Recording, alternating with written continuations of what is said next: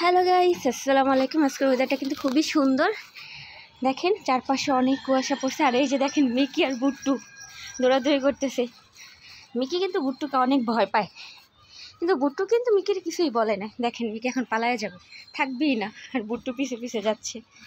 কি হইল? তুমি মিকির কেন ভয় দেখাইলা বুট্টু? আয় বুট্টু। মিকি তোমাকে কি মারছে? বুট্টু অনেক দিন পর ছাদে আসছে। সে একটু শিখছিল, আইসেই তার রাজত্ব শুরু হয়ে গেছে।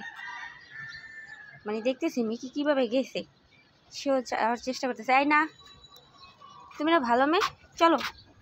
সে অনেক দিন পর ছাদে আসছে। তার ঠান্ডা ছিল, জ্বর ছিল।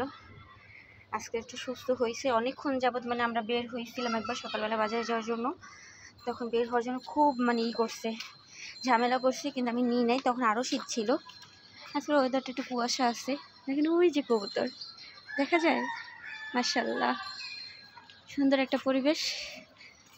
আমারও ভাল লাগতেছে। আমি বুটুরে কোলে করে নিয়ে ছাদে আসা হাঁপায়ে গেছি। তো এই যে দেখেন, একদল লোকেরা বলবে যে আপু ময়লা কেন এখানে জমান। ময়লা হলো সার। এই সারটা আপনার গাছের জন্য খুবই গুরুত্বপূর্ণ। যাদের ছাদ বাগান আছে তারা জৈব সার কিনে থাকেন। তো জৈব সারের চাইতে জৈব সার আর এইটা একই গুণাগুণ, কিন্তু এটা হলো আপনি নিজে বানাচ্ছেন। আর জৈব সার আপনার কেনা লাগে। এখানে আপনি কেনা লাগবে না। আপনার ঘরের যে বাজার আনেন, বাজার কাটাকুটা করার পর যে ময়লাটা থাকে, ওস্টেজ থাকে, এটা দিয়ে আপনি আপনার গাছের যত্ন করতে পারেন। দেখেন কি করছে আমার শালটারে বুট্টুর কাজই একটা। এই যে আমার গাছপালা, এই যে মরিচ গাছে ফুল আসছে মাশাআল্লাহ দিলে। গাছটা অনেক ছোটো ছিল। আমার এই বোম্বাই মরিচ গাছ, নাগা মরিচ গাছ, এই শুধু ফুলই দিয়ে যায়, কোনো ফল আসে না।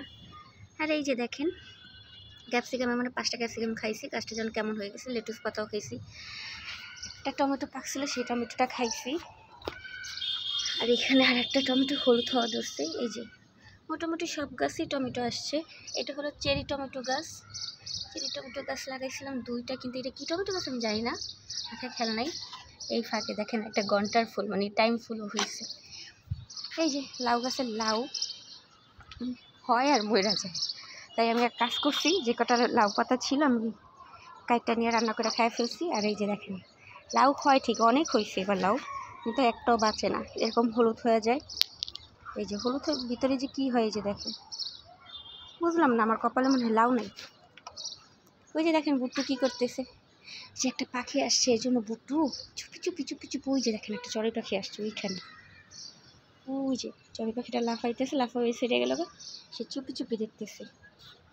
পাখি দেখলে তার রিয়াকশন তো অন্যরকম হয়ে যায়। দেখেন জি জি কেমন করতেছে এখন পাখিটা ধরার জন্য।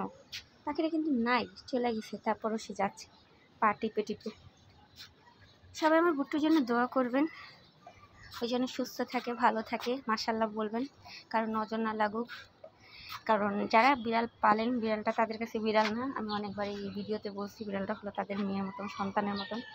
আর সব বাবা মাই চায় তার সন্তান সুস্থ থাকুক, ভালো থাকুক, সে যেমনই হোক, কোনো প্রাণীর রূপ হোক আর মানুষ রূপ হোক। আল্লাহ হাফেজ।